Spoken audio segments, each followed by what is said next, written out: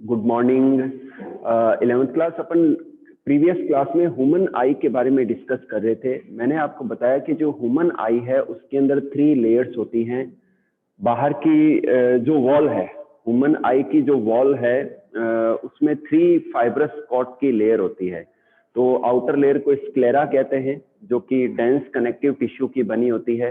Middle layer को choroid कहते हैं जिसमें ब्लड वेसल्स पाई जाती हैं, और जो इनर लेयर है वो रेटिना है।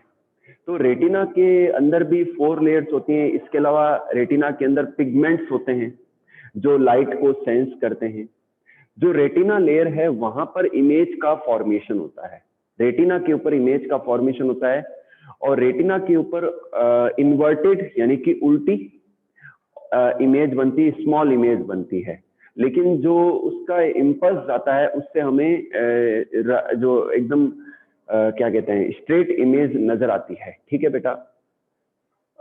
जो रेटिना के ऊपर जो डिप्रेशंस हैं उसे हम येलो स्पॉट कहते हैं, और उस डिप्रेस्ड पॉइंट को फोविया सेंट्रलिस कहते हैं। तो यहाँ पर जो कोन सेल्स होती हैं वो सबसे ज्यादा पाई जाती हैं। ओके। और कोन सेल्स की वजह से ज्यादा पाए जाने के कारण से जो विजिबिलिटी है वो ज्यादा क्लियर होती है। इसके अलावा एक ब्लाइंड स्पॉट भी होता है जहां पर कोई भी इमेज नहीं बनती है।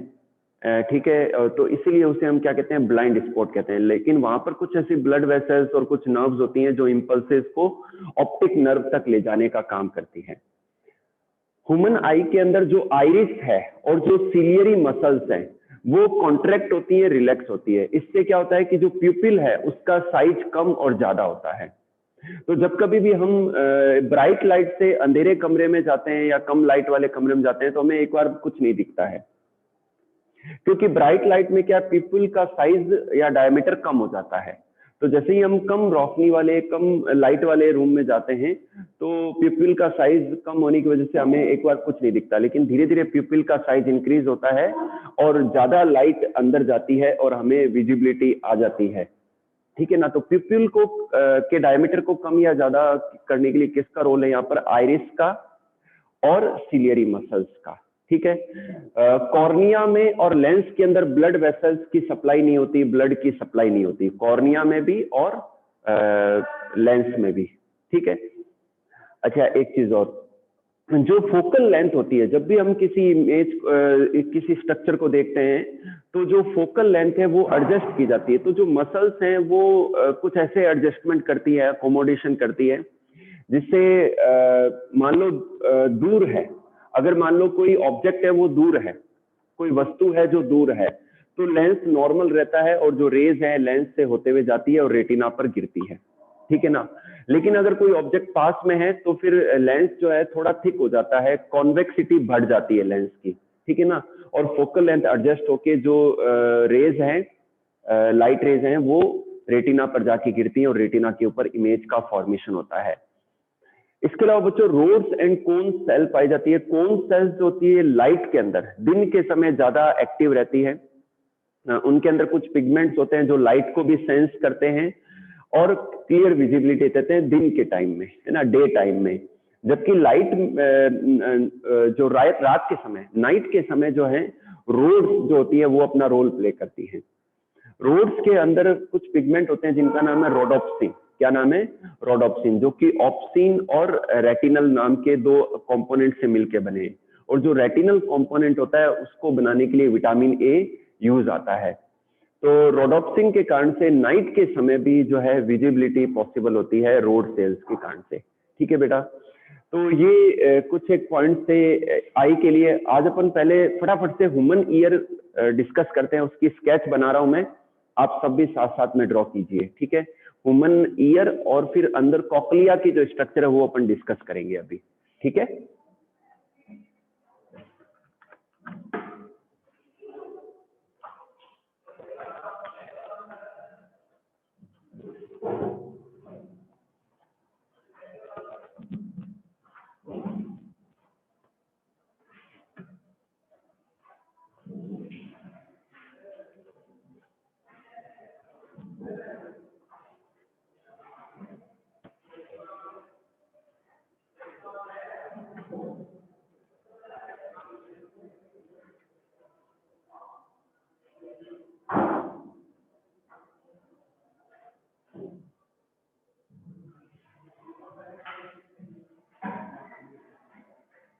यस बेटा, ड्रॉ कीजिए स्केच वंस।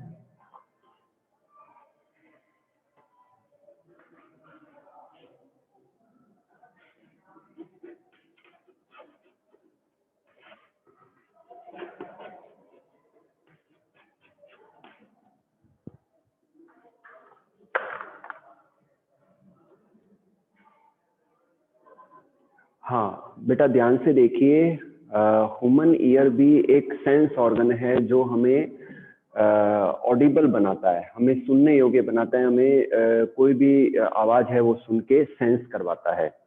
तो ये ह्यूमन ईयर की एक लाइन डायग्राम बना के मैंने स्ट्रक्चर बनाने की कोशिश की है। ये जो पार्ट है हमारे ईयर का, ये एक तरीके से एंटीना है, इसे हम एक्सटर्नल ईयर या पिन्ना कहते हैं, है ना। ये भी हाँ एक्सटर्नल ईयर कैनाल कह सकते हैं इसे ना, एक्सटर्नल ईयर कैनाल, ठीक है। तो इसे हम एक्सटर्नल ईयर या ईयर पिन्ना कहते हैं, जो कि साउंड को कैच करता है और इसकी जो स्ट्रक्चर है वो भी कर्व्ड होती है, तो साउंड को कैच करने में हेल्प करती है। फिर ये साउंड यहाँ से मूव करती है, इसे हम एक्सटर्नल ईयर कैनाल कहते हैं। यहाँ पर बच्चों एक मेम्ब्रेन होती है जिसे हम टिम्पैनिक मेम्ब्रेन कहते हैं। तो इसके अंदर की ओर इस तरफ एक और मेम्ब्रेन होती है जो इसको कवर करती है, और पीछे की ओर म्यूकस मेम्ब्रेन होती है, ठीक है। इस मेम्ब्रेन से कनेक्टेड बच्चों 3 बोन्स पाई जाती हैं, मेलियस, मैं यहां लिख देता हूं, मेलियस, ठीक है। इस ओवल विंडो को मैं हटा रहा हूं एक बार, बोन्स बतानी जरूरी है।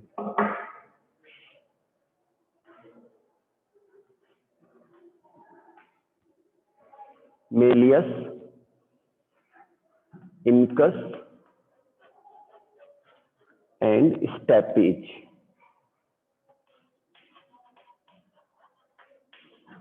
तो बच्चों ये तीनों जो बोन्स हैं, ईयर ऑसिकल्स कहते हैं इन्हें, ये तीनों चेन के रूप में कनेक्टेड रहती हैं, मेलियस, इनकस एंड स्टेपेज। और ये जो स्टेपेज है ये ओवल विंडो जो, अच्छा ये जो पार्ट है इसे मिडल लेयर कहते हैं। मिडल लेयर कनेक्टेड होता है अंदर फेरिंक्स से, इस ट्यूब को कहते हैं जो कि अंदर खुलती है हमारे फेरिंक्स के अंदर, इसे हम कहते हैं यूस्टेकियन ट्यूब। क्या कहते हैं? यूस्टेकियन ट्यूब कहते हैं। और ये ओवल विंडो है, ये जो हिस्सा है इसे हम कॉक्लिया कहते हैं। तो कॉक्लिया के अंदर बच्चों फ्लूइड फिल्ड रहता है, लिम्फ नुमा जो फ्लूइड है वो फिल्ड रहता है, ठीक है ना। और इस स्ट्रक्चर को हम लेबिरिंथ कहते हैं। क्या कहते हैं? लेबिरिंथ कहते हैं। तो ये कॉक्लिया पाया जाता है। कॉक्लिया से फिर कॉक्लियर नर्व्स निकलती हैं, और ये नर्व्स फिर आगे जो ऑडिटरी नर्व्स हैं उनसे कनेक्टेड होती हैं, और वहां से वो ब्रेन तक इंपल्सेस को ले जाने में हेल्प करती हैं। दोबारा सुन लीजिए, कॉक्लिया, कॉक्लिया से कॉक्लियर नर्व निकलती हैं जो कि एफरेंट नर्व फाइबर से कनेक्टेड होती है। एफरेंट नर्व फाइबर्स क्या करते हैं? आगे फिर इंपल्स को ब्रेन तक ले जाने का काम करते हैं। सुनने की जो कैसी होती है प्रोसेस वो भी मैं समझाऊंगा आपको। यहाँ एक और स्ट्रक्चर है जो कॉक्लिया का है, ये कॉक्लिया का स्ट्रक्चर है। इसके अंदर 3 पार्ट है। अपर जो पार्ट है ये, इसे हम कहते हैं स्केला वेस्टिब्यूली, मिडिल पार्ट को हम कहते हैं स्केला मीडिया, और लोअर पार्ट को कहते हैं स्केला टिम्पैनी। ठीक है बच्चों, और यहाँ पर कुछ हेयर सेल्स होती हैं, और इन हेयर सेल्स के ऊपर टेक्टोरियल मेम्ब्रेन होती है। क्या होती है? टेक्टोरियल मेम्ब्रेन होती है। और ये जो टेक्टोरियल मेम्ब्रेन है आगे नर्व से कनेक्टेड रहती है, एफरेंट नर्व फाइबर से कनेक्टेड रहते हैं, और ये जो एफरेंट नर्व फाइबर्स हैं ये आगे इंपल्सेस को ब्रेन तक ले जाते हैं। ओके, और इनमें लिम्फ फिल्ड रहता है, लिम्फ नुमा फ्लूइड फिल्ड रहता है। ठीक है ना। अब अपन बात करते हैं कि मैकेनिज्म कैसे पॉसिबल होती है। जो सुनने की क्रिया है, सुनने का जो प्रोसेस है वो कैसे होता है कि जब भी कोई साउंड आती है तो वो एक्सटर्नल पिन्ना या जो एक्सटर्नल ईयर है वहां से कैच होके एक्सटर्नल ईयर कैनाल से होते हुए टिम्पैनिक मेम्ब्रेन पर गिरती है।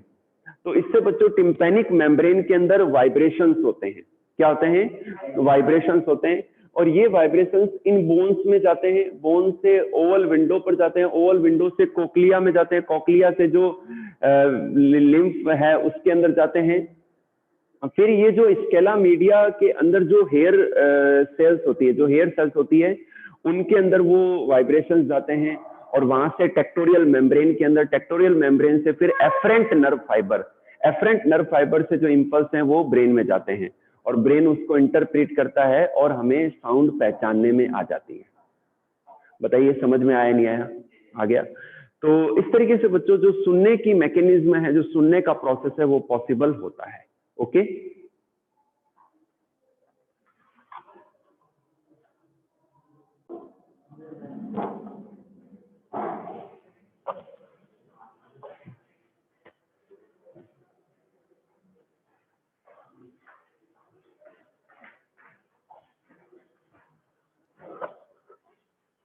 बेटा यहाँ कुछ बच्चे हैं जो चाह रहे हैं कि ह्यूमन ब्रेन की स्केच को एक बार दोबारा बनाया जाए और फिर से समझाया जाए। तो ह्यूमन ब्रेन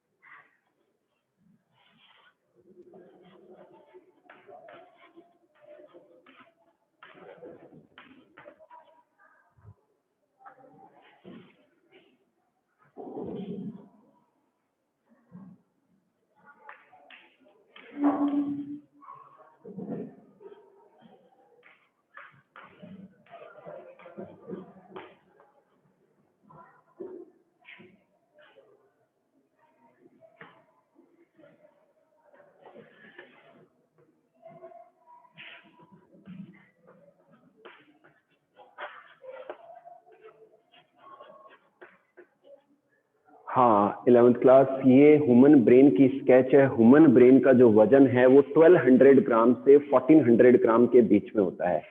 इसके 3 पार्ट हैं, fore brain, mid brain and hind brain. Okay, तो ये फोर ब्रेन का पार्ट है कि जो ये लार्जेस्ट पार्ट है, इसे हम सेरेब्रम कहते हैं। क्या कहते हैं? सेरेब्रम कहते हैं। ये फोर ब्रेन का पार्ट है, इसमें कई सारे फोल्ड होते हैं। तो जो उभार होते हैं उन उभारों को हम कहते हैं गायरी, और जो डिप्रेशंस होते हैं उन्हें हम कहते हैं सल्काए। ठीक है बेटा। और ये जो नर्व कोड है, ये जो नर्व ट्रैक्ट है, इसे हम कॉर्पस कैलोजम कहते हैं। ये थिक ट्रैक्ट है जो कि दोनों सेरेब्रल हेमीस्फीयर को आपस में कनेक्ट करता है इंटरनली। ठीक है। और ये जो हिस्से हैं, ठीक है ना, इन हिस्सों को हम प्लूरल वर्ड थैलेमाई कहते हैं, सिंगुलर में थैलेमस कहते हैं। इन हिस्सों को क्या कहते हैं? थैलेमस कहते हैं। और इसका जो फ्लोर वाला पार्ट है, ये इस फ्लोर वाले पार्ट को हम कहते हैं हाइपोथैलेमस। क्या कहते हैं? हाइपोथैलेमस।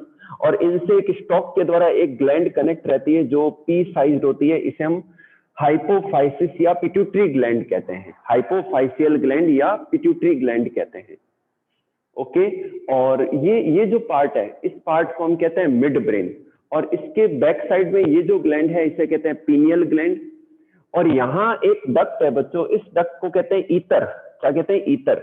जो कि अच्छा, फोर ब्रेन वाले हिस्सों में 2 वेंट्रिकल्स होते हैं, 2 कैविटीज होती हैं जिन्हें फर्स्ट एंड सेकंड वेंट्रिकल्स या कैविटीज कहते हैं। फिर जो ईतर है, ये थर्ड और ब्रेन के पिछले हिस्से में जो कैविटीज होती है उनको कनेक्ट करने का काम करती है ईतर। तो ईतर एक डक्ट है। और ये जो हिस्सा है, इस हिस्से को कहते हैं पोन्स। और यहाँ ये जो नर्व ट्रैक्ट निकल रही है, इसे हम मेडुला ऑब्लोंगेटा कहते हैं, जो स्पाइनल कोड से कनेक्टेड होती है। और ये बैक साइड के अंदर ये जो पार्ट है, इसे हम सेरिबेलम कहते हैं। ये सेकंड लार्जेस्ट पार्ट है ब्रेन का। ठीक है बेटा। तो ये कुछ इस तरीके से स्ट्रक्चर है इसकी। ये मिड ब्रेन वाला पार्ट है। और पोन्स, मेडुला एंड सेरिबेलम ये ब्रेन का हिंड पार्ट बनाते हैं, हिंड ब्रेन कहते हैं इसे। ठीक है बेटा। और medulla oblongata, pons and mid brain, इन्हें हम ब्रेन स्टेम कहते हैं। क्या कहते हैं? Brain stem. Medulla, pons and mid brain को ब्रेन स्टेम कहते हैं। ओके। तो वैसे मैंने ये टॉपिक पहले समझा रखा है, आज एक जस्ट स्ट्रक्चर और बता दिया आपको एक बार। ये चैप्टर बच्चों कंप्लीट हो गया है। और आपको कोई भी डाउट है तो पूछ लीजिए।